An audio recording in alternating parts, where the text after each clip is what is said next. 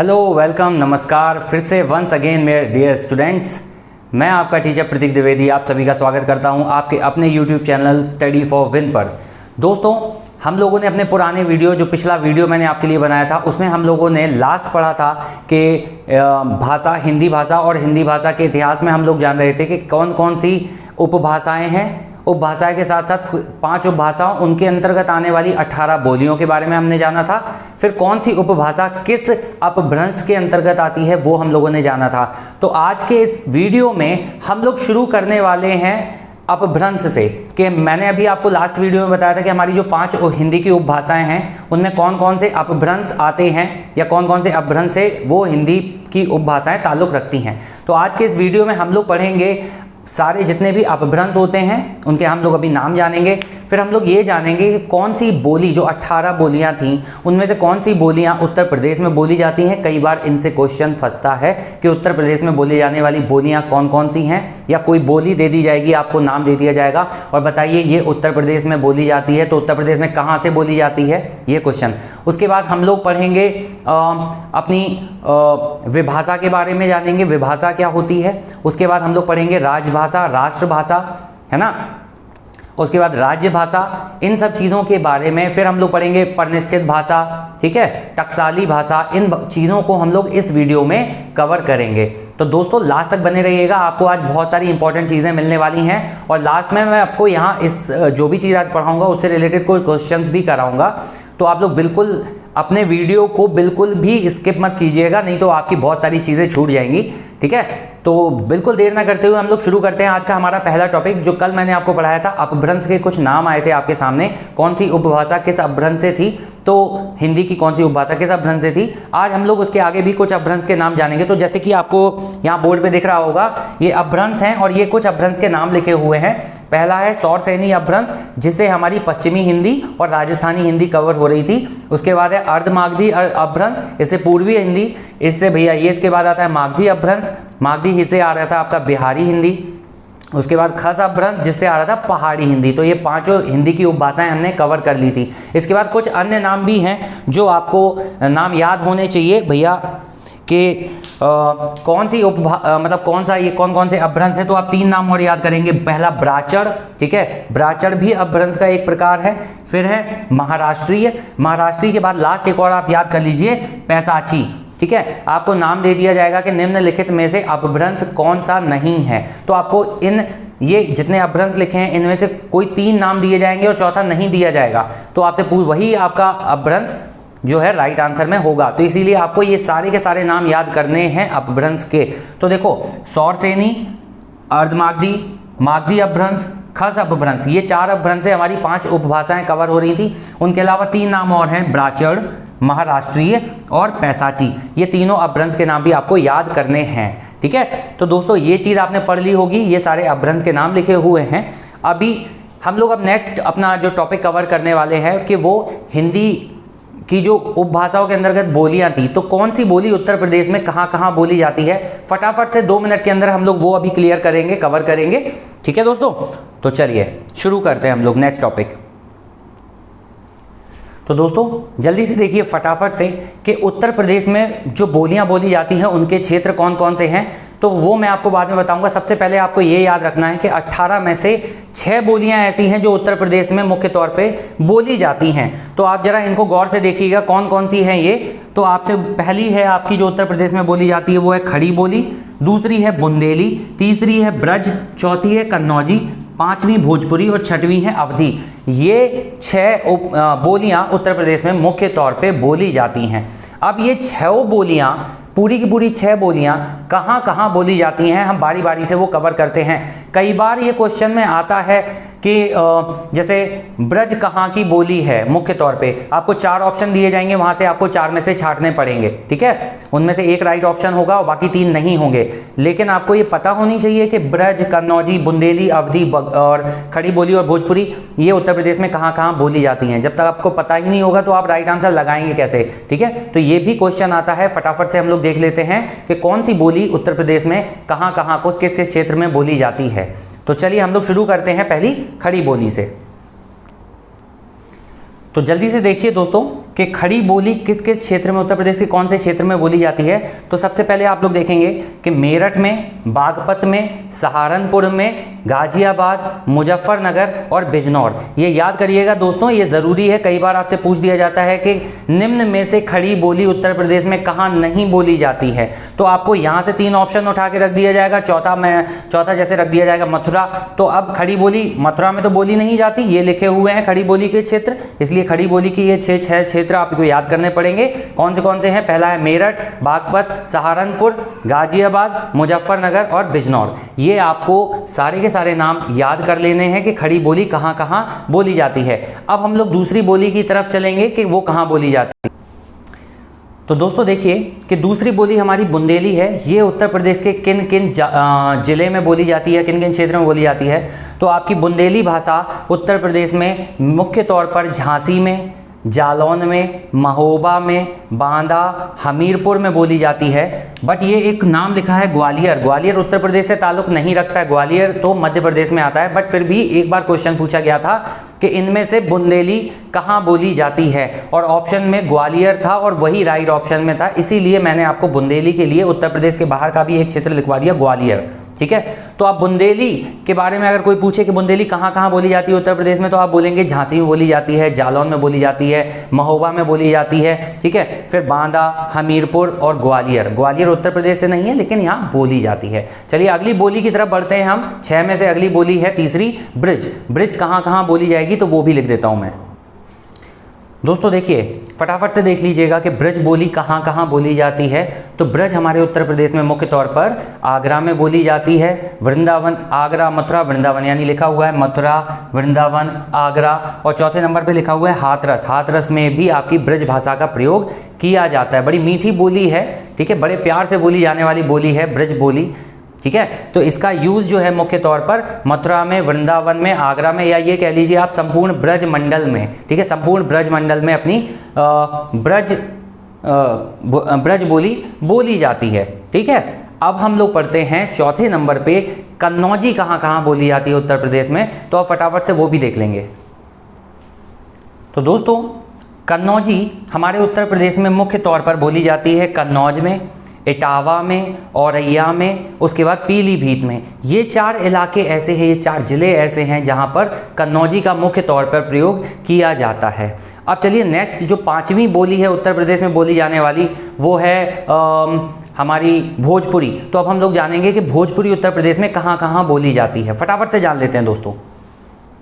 देखिए दोस्तों आपके बोर्ड पे लिखा हुआ है कि भोजपुरी उत्तर प्रदेश में कहाँ कहाँ बोली जाती है। बहुत से लोग कहते हैं भोजपुरी तो बिहार की भाषा है, बट उत्तर प्रदेश में भी मुख्य तौर पर भोजपुरी कई जिलों में बोली जाती है, जैसे कि कुशीनगर, गोरखपुर, देवरिया, बनारस और आजमगढ़। इन 5 जिलों में मुख्य तौर पर भोजपुरी बोली का यूज़ किया जाता है, इस्तेमाल में लाई जाती है। ठीक है, तो अभी हम पढ़ते हैं हमारी 6वीं बोली, लास्ट बोली जो उत्तर प्रदेश में मुख्य तौर पर बोली जाती है किन किन जिलों में, तो वो 6वीं बोली थी अवधी। आपको याद होगा, तो अवधी कहाँ कहाँ बोली जाती है, हम लोग फटाफट एक बार उसको भी देख लेते हैं।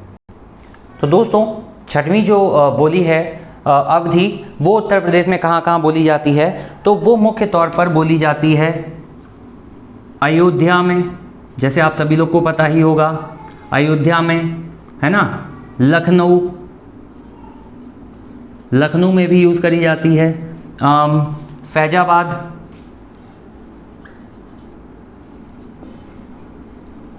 और लास्ट में एक और है बाराबंकी।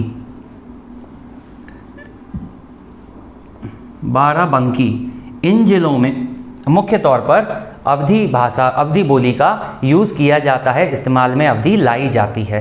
तो दोस्तों मैंने आपको कल भी पढ़ाया था कुछ, और मतलब पिछले वीडियो में पढ़ाया था, और आज के वीडियो में आपने अभी देखा कि हमारी कितने अपभ्रंश हैं टोटल मिलाकर। ठीक है, और जो भी बोलियां हैं 18 बोलियां, उनमें से मुख्य तौर पर उत्तर प्रदेश में कौन कौन सी यूज़ होती है, क्योंकि आप जब यूपी टेट और सुपर टेट देने जाएंगे तो हो सकता है आपसे उत्तर प्रदेश की मुख्यतः बोली पूछ ली जाए, कौन सी बोली कहाँ बोली जाती है। तो हमने अभी देखी 6 बोलियां हैं उत्तर प्रदेश में जो बोली जाती हैं, किस किस जिले में बोली जाती हैं, वो सभी मैंने अभी आपको लिख के यहाँ पर दिखाया, समझाया। मैं उम्मीद करता हूं कि ये आप सारे नोट्स बनाते चल रहे होंगे, क्योंकि ये नोट्स आपके बहुत लाभदायक होने वाले हैं। तो एक एक टॉपिक का जो मैं यहाँ लिखवा रहा हूँ, आपको बताता हूँ, समझाता हूँ, वो आप नोट्स में जरूर लिख लीजिए, आपके काम आएंगे। ठीक है, नोट्स में लिख के उनकी पोथी पत्रा मत बना लीजिएगा, उनको एक बार पढ़िएगा, रिवाइज करिएगा और याद कर लीजिएगा। ठीक है, चलिए तो अब हम लोग फटाफट से कुछ क्वेश्चंस देख लेते हैं। जैसे मैं एक क्वेश्चन बोलता हूं आपको कि खड़ी बोली का विकास कौन से, या खड़ी बोली का जिक्र कौन से अपभ्रंश से विकास हुआ है खड़ी बोली का। ठीक है, खड़ी बोली का विकास कौन से अपभ्रंश से हुआ है, क्वेश्चन यही आ जाता है। मान लीजिए आपके पेपर में आ गया खड़ी बोली का विकास कौन से अपभ्रंश से हुआ, तो आप तुरंत देखिए, दिमाग में लाइए कि खड़ी बोली जो है कौन सी उपभाषा के अंतर्गत आती थी। खड़ी बोली पश्चिमी हिंदी के अंतर्गत आती थी, और पश्चिमी हिंदी किस अपभ्रंश से ताल्लुक रखता था? पश्चिमी हिंदी सौरसेनी अपभ्रंश से ताल्लुक रखता था। तो खड़ी बोली का विकास बोलेंगे सौरसेनी अपभ्रंश से हुआ। चलिए दूसरा क्वेश्चन देखता हूं मैं ऐसे ही कि हिंदी की उत्पत्ति किस अपभ्रंश से मानी जाती है? तो हिंदी की उत्पत्ति किस अपभ्रंश से मानी जाती है? अगर आपको यहीं ऐसे ही एक क्वेश्चन में यहाँ बोर्ड पे लिख देता, फिर आपसे पूछे पेपर में आ जाए, तो हिंदी की उत्पत्ति भी सौरसेनी अपभ्रंश से मानी जाती है। देखो, खड़ी बोली का विकास सौरसेनी अपभ्रंश, ठीक है, हिंदी की उत्पत्ति भी सौरसेनी अपभ्रंश। चलिए एक आध और क्वेश्चन मैं आपसे जिक्र कर लेता हूँ। अच्छा जी, हाँ, तो कोई जैसे क्वेश्चन था, मैंने कल आपको लिखवाई थी उपभाषाएं और उनकी बोलियां, तो टोटल 18 बोलियां थी, आपको याद होगा।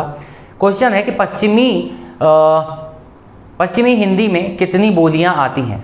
पश्चिमी हिंदी में कितनी बोलियां आती हैं? आपके पास ऑप्शंस हैं 5, 4, 3 या 2। ये आपके पास 4 ऑप्शन हैं, A, B, C और D। आपसे मैंने पूछा है पश्चिमी हिंदी में कितनी बोलियां हैं? पश्चिमी हिंदी में कितनी बोलियां हैं बेटा, जरा आप स्क्रीन पर देखो और आप लगा सकते हो, बहुत सिंपल है। पश्चिमी हिंदी में 5, मैं आपको दूसरा पेन ले लेता हूं यहाँ पर। पश्चिमी हिंदी में 5 बोलियां हैं। ठीक है, अभी आपसे एक क्वेश्चन पूछा जाए, हाँ, कन्नौजी हिंदी की किस उपभाषा से ताल्लुक़ रखती है, या किस उपभाषा के अंतर्गत आती है कन्नौजी?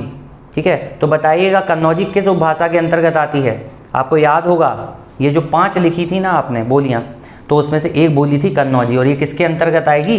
पश्चिमी हिंदी के अंतर्गत आएगी। ठीक है, एक और क्वेश्चन ऐसे ही मैं दे देता हूँ जो पेपर में आपके आया हुआ है कि वर्तमान हिंदी का प्रचलित रूप है, वर्तमान हिंदी का सबसे प्रचलित रूप क्या कहलाता है?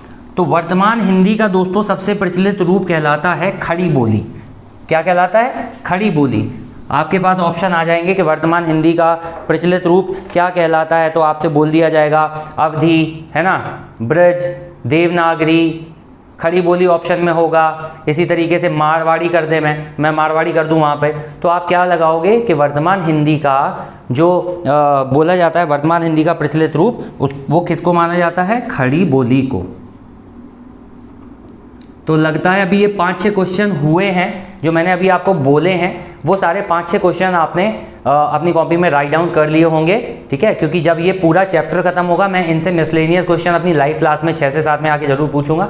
ठीक है, करवाऊंगा आपको, कई सारे क्वेश्चन हैं, 30-40 क्वेश्चन होंगे, लेकिन वो होंगे सब इन्हीं टॉपिक से रिलेटेड, जो आपको मैं 3-4 वीडियो बनाऊंगा ना, उसी से रिलेटेड। तो चलिए हम लोग अगले टॉपिक की तरफ बढ़ते हैं। अब हम लोगों का जो अगला टॉपिक होगा वो होगा भारतीय भाषा का परिवार। दोस्तों अब हमारा टॉपिक शुरू होने वाला है भारतीय भाषा परिवार। तो दोस्तों अब हम लोग पढ़ रहे हैं भारतीय भाषा परिवार। तो भारतीय भाषा परिवार में मुख्य रूप से 4 परिवार माने जाते हैं। कितने माने जाते हैं दोस्तों? 4। चलिए मैं यहाँ पर आपको एक समझाता हूँ कौन कौन से और कैसे उनको हम याद करेंगे, सभी कुछ देख लीजिएगा यहाँ पर।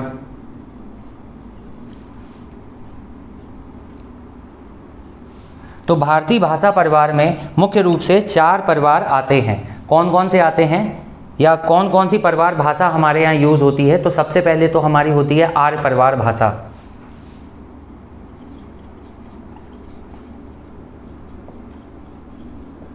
आर्य परिवार भाषा, ठीक है। दूसरी, आपको कई बार आपने शायद नाम सुना होगा कि दूसरी होती है द्रविड़ द्रविड़ परिवार भाषा। ये मुख्य तौर पर साउथ इंडिया में यूज़ करी जाती है। तो पहली थी आर्य परिवार भाषा और दूसरी है द्रविड़ परिवार भाषा। फिर तीसरी आपने सुनी होगी शायद, या नहीं सुनी हो तो अभी याद करेंगे। थर्ड है आग्नेय परिवार भाषा। आग्नेय परिवार भाषा, ठीक है, आपको बोर्ड पे दिखाई दे रहा होगा। एंड अब हम लोग जो चौथी पढ़ने जा रहे हैं उसका नाम भी आपने सुना होगा, या नहीं सुना है तो आप याद करिएगा अभी। चौथी है तिब्बत वर्मी परिवार भाषा। तिब्बत वर्मी परिवार भाषा। जिसको नहीं दिखाई दे रहा है तो वो मैं बोल रहा हूँ, उससे भी नोट्स बना सकता है। तिब्बत वर्मी परिवार भाषा। तो पहली कौन सी परिवार भाषा है भैया? हमारे भारतीय भाषा का जो परिवार है उसमें 4 परिवार आते हैं। तो पहला कौन सा परिवार है? आर्य परिवार वाली भाषा, आर्य परिवार। दूसरा है द्रविड़ परिवार, तो द्रविड़ परिवार भाषा। तीसरा है आग्नेय परिवार और चौथा है तिब्बत वर्मी परिवार भाषा। अब ये जो भैया अपना आर्य परिवार भाषा है, सबसे पहले तो हम उसके बारे में थोड़ा सा डिस्कस कर लेंगे डिटेल में कि आर्य परिवार भाषा आखिर है क्या। तो इसको बोलते हैं, इसी का दूसरा नाम है, दूसरा पेन बदल के लिखता हूं मैं और अच्छे समझ आएगा, भारोपीय। शायद ये नाम कई बार सुना हो, भारोपीय परिवार भाषा, ठीक है, भारोपीय परिवार भाषा। ये तो आपने कई बार सुना होगा आई थिंक। मेरी शैडो पड़ रही है तो अच्छे से देख लीजिएगा, लिखा है भारोपीय परिवार भाषा, ठीक है। इसको द्रविड़ को हम लोग बोलते हैं दक्षिण भारत। सीधे आप लोग लिख लीजिएगा, नोट्स बना ही रहे होंगे तो मैं बोल देता हूँ। द्रविड़ भाषा, द्रविड़ परिवार भाषा को बोलते हैं दक्षिण भारत की भाषा। इसके साथ बोलते हैं आग्नेय परिवार भाषा को जो बोला जाता है वो बोला जाता है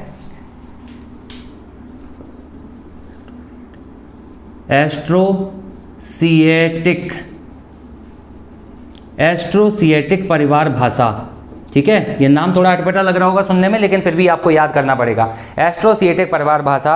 और जो तिब्बत वर्मी परिवार भाषा है वो बोला जाता है उत्तर भारत की जो भाषाएं हैं ना, उत्तर भारत की भाषा उसको बोला जाता है। जितनी भी उत्तर भारत में बोली जाने वाली भाषाएं हैं वो तिब्बत वर्मी परिवार भाषा से ताल्लुक़ रखती हैं, ठीक है। तो ये देखिए यहाँ से भी क्वेश्चन फंस जाता है कि आर्य परिवार भाषा को दूसरे किस नाम से जाना जाता है? भारोपीय परिवार भाषा। और भारोपीय मतलब होता है Bharat plus Europe, Bharat plus Europe परिवार भाषा, ठीक है। जो हिंदी अपनी होती है ना वो यहीं से तो आती है।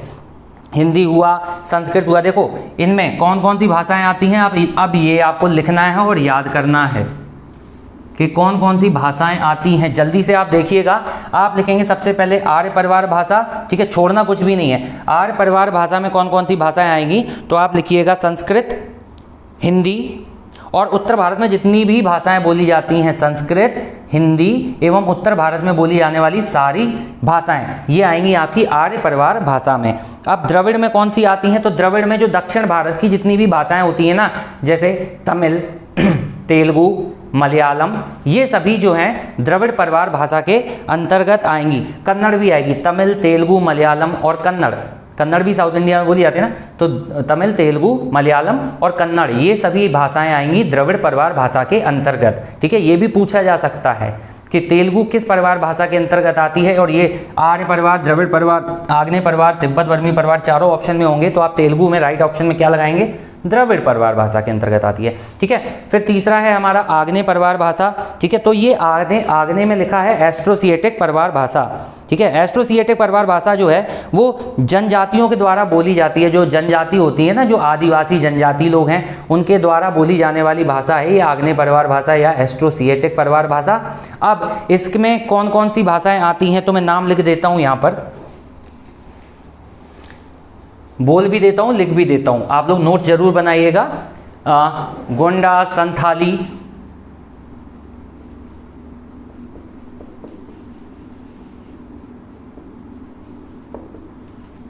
ठीक है, गोंडा हुआ, संथाली हुआ, ये भाषाएं जो हैं वो आग्नेय परिवार भाषा हैं, जनजातियों के द्वारा बोली जाती हैं। अब तिब्बत बर्मी परिवार भाषा में कौन कौन सी भाषाएं आती हैं, ये अपनी पूर्वोत्तर भारत में बोली जाने वाली भाषाएं हैं, जो पहाड़ों में बिल्कुल वहाँ पर असम साइड बोली जाती हैं। तो यहाँ पर कौन कौन सी भाषाएँ आएंगी, तो मुख्य रूप से यहाँ पर बोली जाती है मणिपुर साइड, तो मणिपुरी, ये याद कर लीजिएगा, मणिपुरी दिखाई दे रहा होगा, और एक और लिख रहा हूँ मैं, बोडो।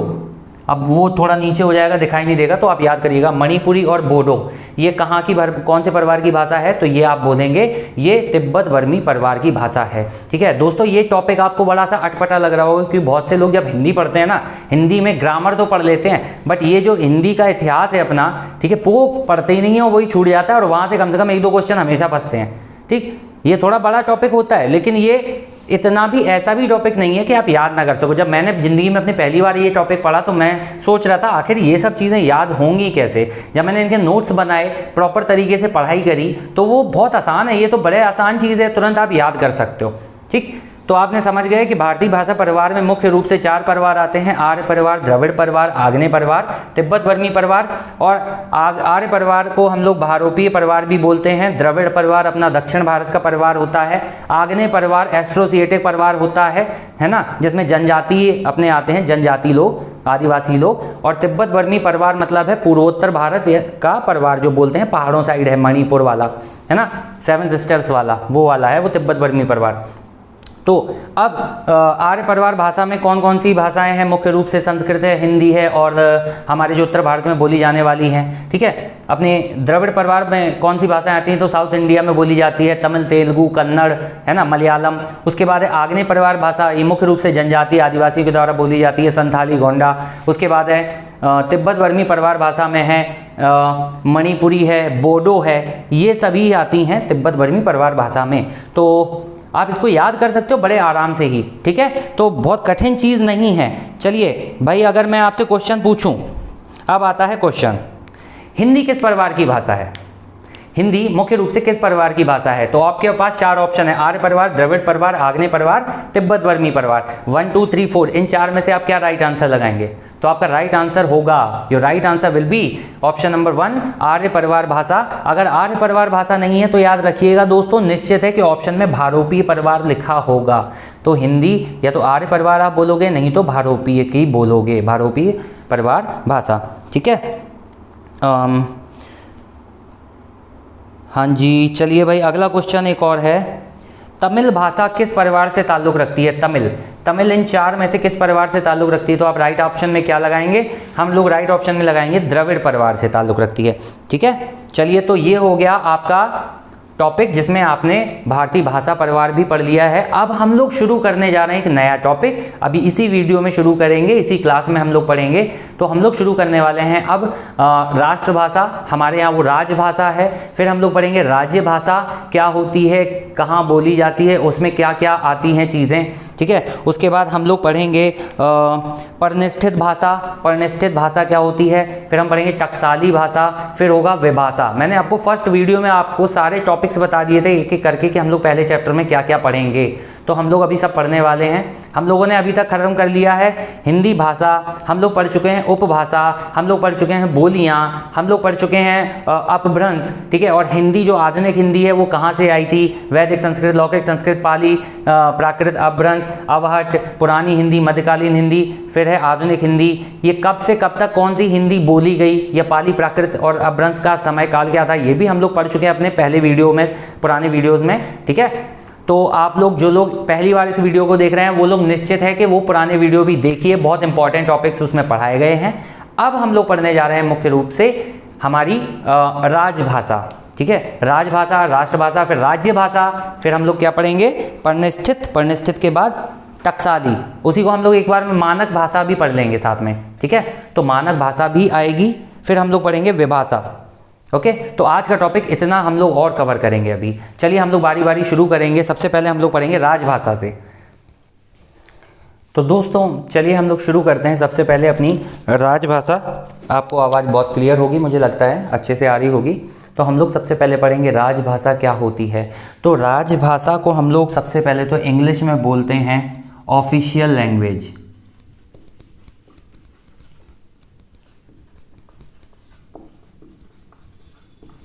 ठीक है, आप लोग राइटिंग में मत जाइएगा क्योंकि मैं जो लिख रहा हूँ वो बोल भी रहा हूँ, तो आप लोग अच्छे से समझ के लिख सकते हैं। तो राजभाषा मतलब होती है ऑफिशियल लैंग्वेज, और इसी को हम लोग बोलते हैं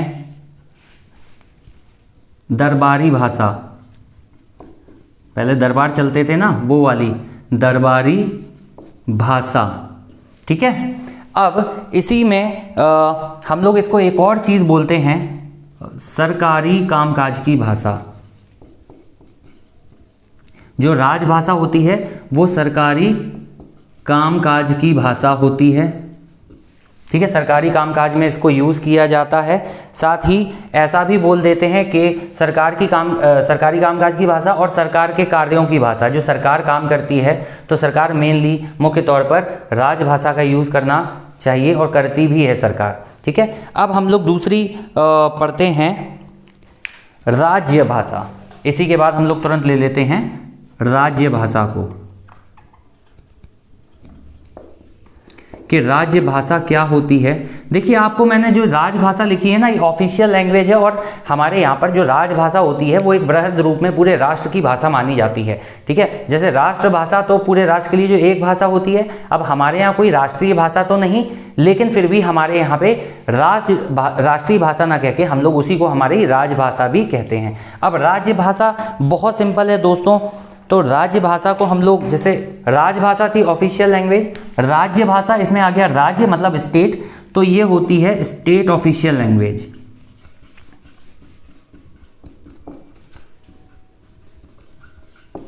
स्टेट ऑफिशियल लैंग्वेज, ओके।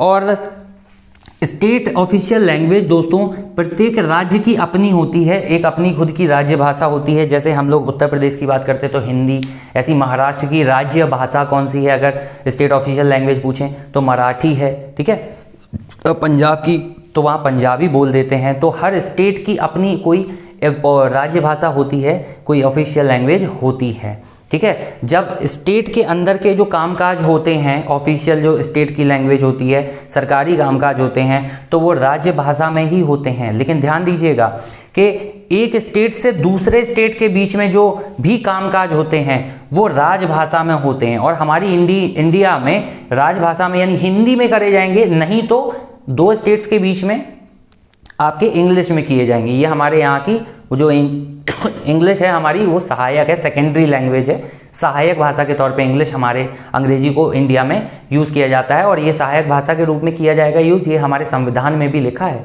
कि अंग्रेजी एक सहायक भाषा के तौर पे यूज़ करी जाएगी।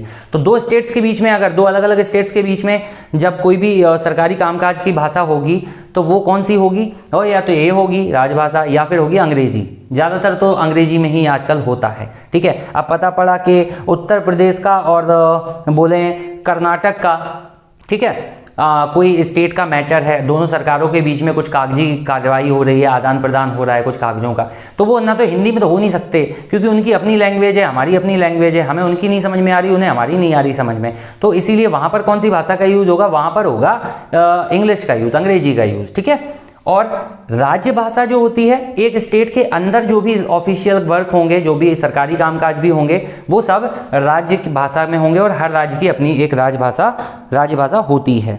ठीक है, तो अभी जैसे एक क्वेश्चन आ जाता है, एक क्वेश्चन है कि हिंदी राजभाषा है, हिंदी राजभाषा है, राज्य नहीं कह रहा मैं, हिंदी राजभाषा है, तो कहाँ की है?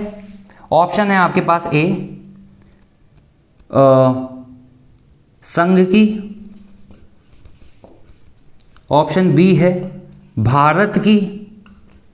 ठीक है, ये दो ऑप्शन आपके सामने हैं। ऑप्शन सी है केंद्र की, केंद्र मतलब सेंट्रल की, तो और डी ऑप्शन है इनमें से सभी, यानी सभी ऑप्शन करेक्ट हैं, ए बी सी सभी करेक्ट हैं, तो डी लगाइएगा। चलिए, तो आपसे क्वेश्चन था कि हिंदी राजभाषा है, तो हिंदी जो राजभाषा है वो कहाँ है? संघ की है, केंद्र की है, भारत की है, या इनमें से सभी? तो हिंदी बेटा राजभाषा, आप ज़्यादातर लोग अगर पेपर में ये क्वेश्चन आता है और आया हुआ है तो ज़्यादातर लोग ठोक के आएंगे ये वाला डी ऑप्शन, जो कि हो जाएगा पूरी तरह से गलत, क्योंकि हिंदी जो है हमारी राजभाषा है। आपने पढ़ा हो शायद, एक डायलॉग चलता है बड़ा फेमस है कि संघ की राजभाषा हिंदी और लिपि देवनागरी है। तो राजभाषा हिंदी कहाँ की है? संघ की। तो ये ऑप्शन है, ये हमारे संविधान में लिखा हुआ है, ऑप्शन ए। ठीक है, ये संविधान के अकॉर्डिंग है और हम लोग वही फॉलो करते हैं। जबकि हिंदी तो भारत की भी है राजभाषा, केंद्र की भी है राजभाषा, हम सीधे बोल सकते हैं, लेकिन संघ की राजभाषा है और ऑप्शन इसी को करेक्ट माना गया है। ठीक है, चलिए अब हम लोग पढ़ते हैं राष्ट्रभाषा के। तो राष्ट्रभाषा क्या होती है, हम लोग फटाफट से शुरू कर लेंगे। राष्ट्रभाषा, हाँ जी, तो राष्ट्रभाषा क्या होती है? राष्ट्रभाषा मतलब संपूर्ण राष्ट्र की भाषा, मतलब है पूरे देश में बोले जाने वाली, समझे जाने वाली जो एक भाषा होती है संपूर्ण देश में, वो होती है राष्ट्रभाषा। अब हमारे यहाँ पे सबसे ज़्यादा हिंदी बोली जाती है, लेकिन ना तो हिंदी को हमारी राष्ट्रभाषा बोला गया, ना ही किसी भी भाषा को भारत की राष्ट्रभाषा घोषित किया गया है। ठीक है, हिंदी भारत की राजभाषा है, राष्ट्रभाषा नहीं है। हम लोग कई बार, बहुत से लोग कंफ्यूज हो जाते हैं कि बोलते हैं इंडिया की राष्ट्रीय भाषा नेशनल लैंग्वेज कौन है, तो बहुत से लोग इसको बोलते हैं नेशनल लैंग्वेज हिंदी है। तो हिंदी राष्ट्रभाषा नहीं है, क्योंकि संपूर्ण देश में हिंदी ना तो बोली जाती है ना ही समझी जाती है। आप दक्षिण भारत में निकल जाइए, वहाँ हिंदी का बुरा हाल है, मतलब हिंदी ना तो बोली जा रही ना ही समझी जा रही। ठीक है, तो राष्ट्रभाषा होती क्या है, फिर भी हमें पढ़ना तो है। हमारी कोई राष्ट्रभाषा नहीं, लेकिन राष्ट्रभाषा क्या होती है? राष्ट्रभाषा वो भाषा जो संपूर्ण देश में बोली जाती है और समझी जाती है, उसे हम लोग राष्ट्रभाषा कहते हैं। ठीक है, और इसी को हम लोग संपर्क भाषा भी कहते हैं। कौन सी भाषा कहते हैं? संपर्क। राष्ट्रभाषा को ही संपर्क भाषा भी कहते हैं। ठीक है, पूरे राष्ट्र की भाषा, या फिर हम इसको बोल दें कि यह है संपर्क भाषा।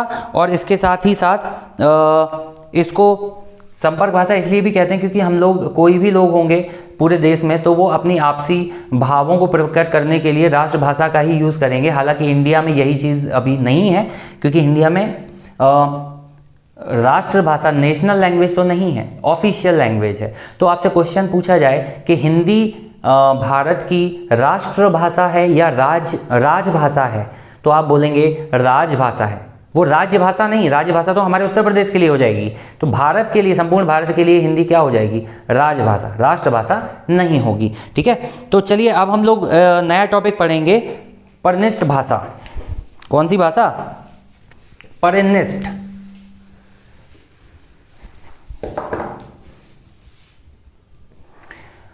चलिए दोस्तों, तो अब हमारा जो टॉपिक है, कौन सी? परिनिष्ठित भाषा या परिनिष्ठ भाषा भी बोलते हैं इसको। दूसरा, इसी को हम लोग मानक भाषा बोलते हैं और इसी को हम लोग टकसाली भाषा भी बोलते हैं। अब इन तीनों के मतलब क्या है या तीनों से क्या निकलता है?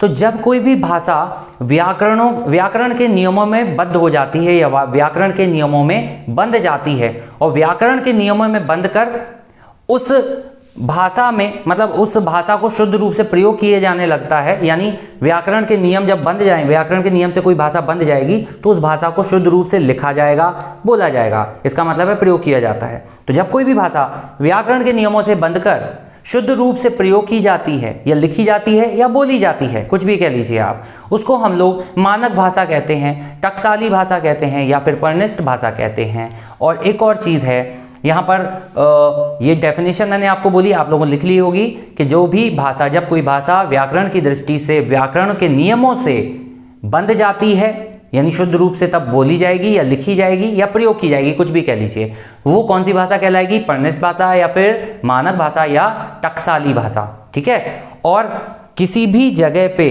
जब आप देखते होंगे, जो जब भी कोई भाषा या बोली व्याकरण के नियमों से बंध जाती है, तो वहाँ पर उस बोली या उस भाषा में काव्य की, ग्रंथ की, गद्यों की रचनाएं भी होने लगती हैं। अब टकसाली जो लिखा हुआ है ना, ये टकसाली, इस टकसाली का मतलब होता है, टकसाली का अर्थ होता है छाप खाना। अब ये छाप खाना क्या है भैया, समझे हो कुछ?